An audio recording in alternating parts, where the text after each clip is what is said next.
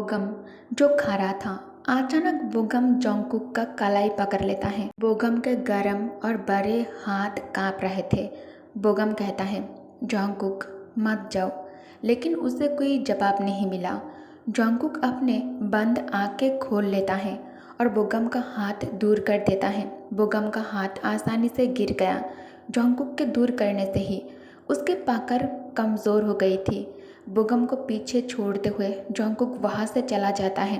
बोगम जो कठोर होकर खड़ा था और बेचैन नज़र से नदी को देख रहा था। जोंगकुक के आंखों में थोड़ा लाल रंग था, लेकिन आंसू रुके हुए थे जब तक वो कॉटेज तक नहीं पहुंचता है। जोंगकुक कॉटेज पहुंचकर सीधा अपने कमरे में आ जाता है और 5 दिन बीत जाता है। जोंगकुक नॉर्मल होने की कोशिश करके भी नॉर्मल नहीं हो पा रहा था, क्योंकि उसके दिल और दिमाग पर हर जगह ड्यूक किम तयांग के ख्यालों ने अपना कब्जा बना लिया था। दूसरे तरफ जैसे उम्मीद थी, मिसेस पार्क को एक सुकून का एहसास हुआ जब उसने अपने बेटे के कमरे का दरवाज़ा बंद देखा। कुछ दिन पहले जब बोगम जोंगकुक से मिलने गया था, तो बोगम जब घर लौट कर आया तो बहुत उदास था। मिसेस पार्क अपने बेटे की हालत देखकर जोंगकुक और बोगम उन दोनों के अंजाम का अंदाज़ा लगा सकती थी। बोगम जो अपने कमरे में बंद था और चुप था, तभी सर्वेंट मिसेस पार्क से कहती है, आज भी यंग मास्टर अपने आफ्टरनून का खाना छोड़ दिया है।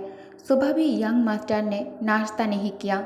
मिसेस लिंडा कहती हैं, उसे अकेला छोड़ दो, उसके लिए खाना निकालना मुश्किल होगा जब वो अंदर टूट रहा हो। मिसेस बेकर्स मिसेस पार्क के अजीब जवाब देखकर हैरान रह गई। मिसेस लिंडा खुशी से भर गई थी, भले ही उसका बेटा कल से कुछ भी नहीं खा रहा था। मिसेस बेकर आगे से मिसेस पार्क को कुछ भी पूछने से खुद को रोक लेता है।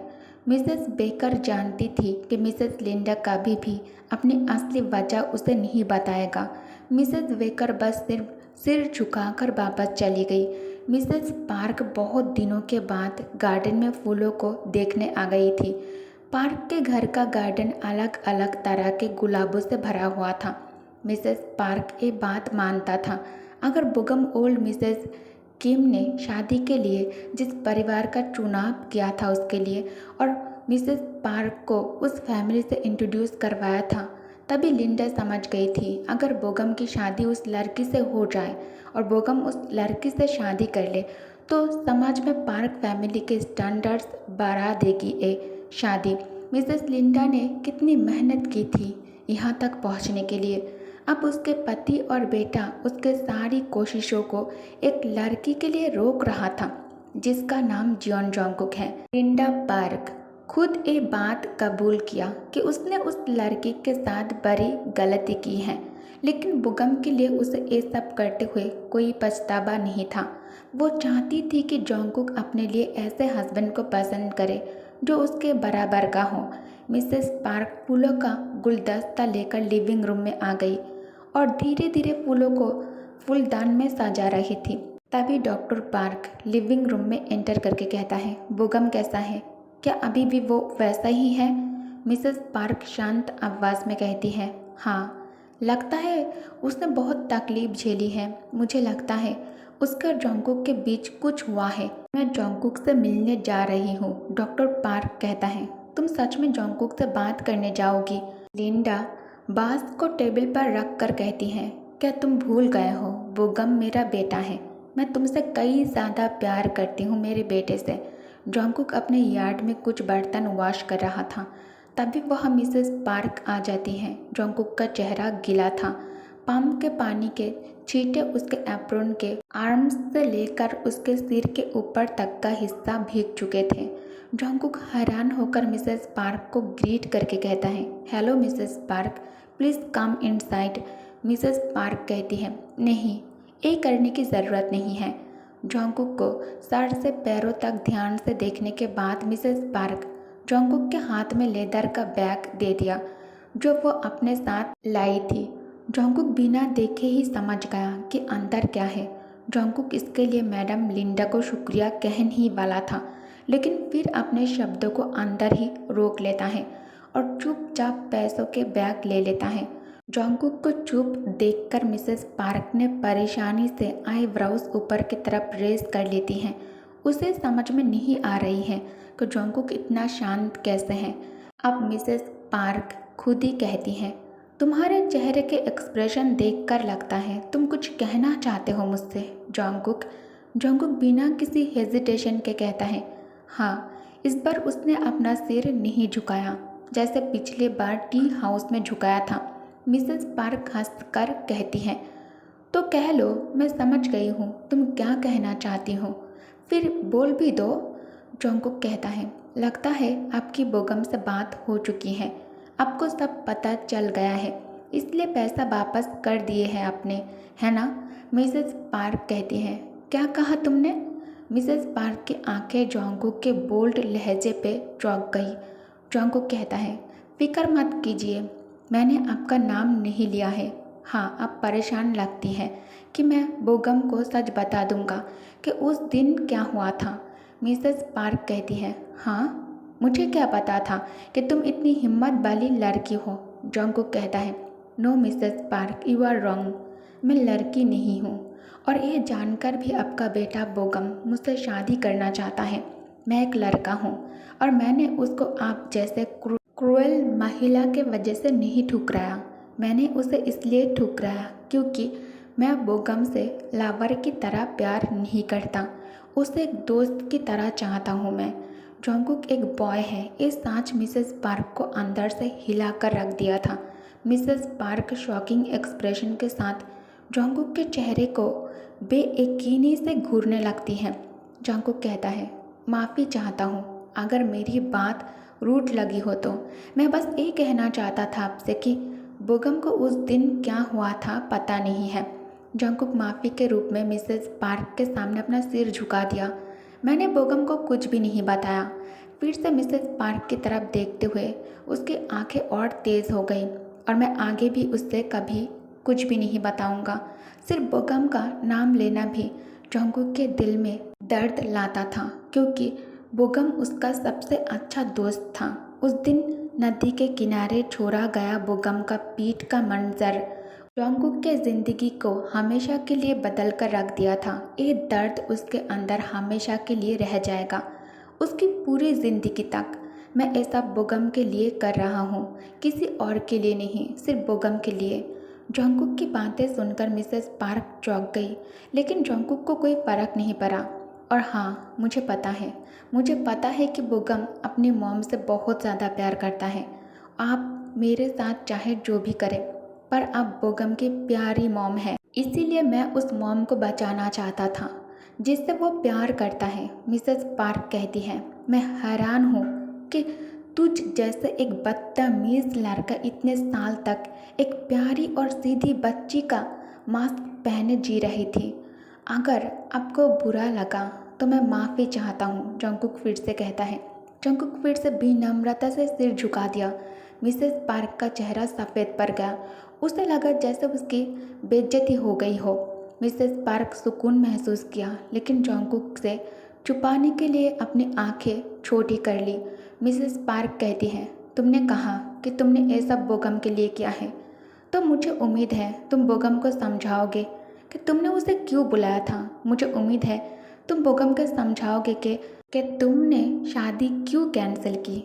उसे ऐसे तरीके से समझाओ जो उसे अननेसेसरी दर्द ना दे। जॉन्गकुक कहता है, हाँ मैं करूँगा। दूसरी तरफ ड्यूक अपने एनेक्स से बाहर निकलकर बटलर हसन से कहता है, मेरे लिए घोड़ा निकालो, मैं जंगल में घोड़े पे बैठकर घूमना चाहता हूँ। तैयांग के दिल और दिमाग में जॉन्गकुक के ख्याल ही घूम रहा था। उस दिन की तरह तैयांग गलती नहीं करना चाहता था, बिना घोड़े और कार के जंगल के अंदर जाने की गलती, जिस कारण इतनी दूर तक उसे जॉन्गकुक को बाहों में उठाकर चलना पड़ा था। तैयांग के शोल्डर में अभी भी वो पेन है।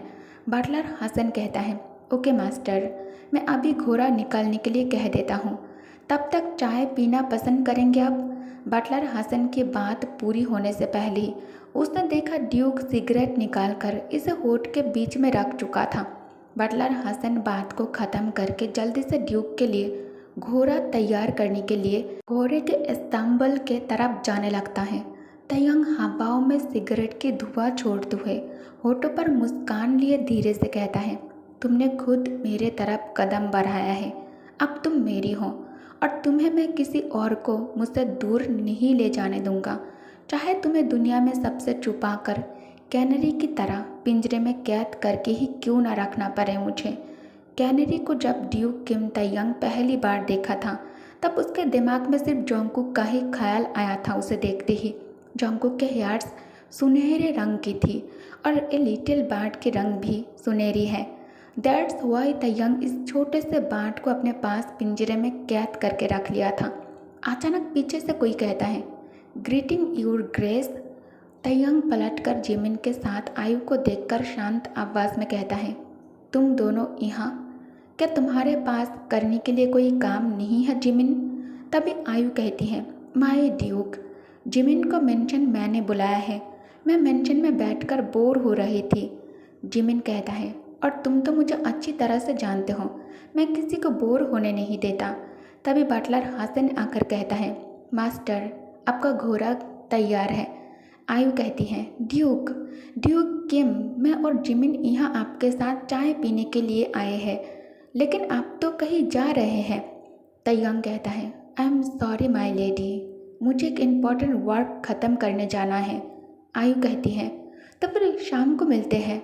तयंग आयु के तरफ बिना देखे ही घोड़े पर चढ़कर वहाँ से चला जाता है और स्लोली मेंशन के रास्ते को क्रॉस कर गार्डन के सामने से होते हुए जंगल के रास्ते पर जाने लगता है। तयंग मिस्टर वांग को गार्डन में वर्क करते हुए देखकर स्मार्ट करता है। जिमिन आयु से कहता है, आई डोंट थिंक ड्यूक किसी काम के लिए जा रहे हैं। आयु जिमिन की तरफ देखकर कहती है, व्हाट, क्या मतलब है?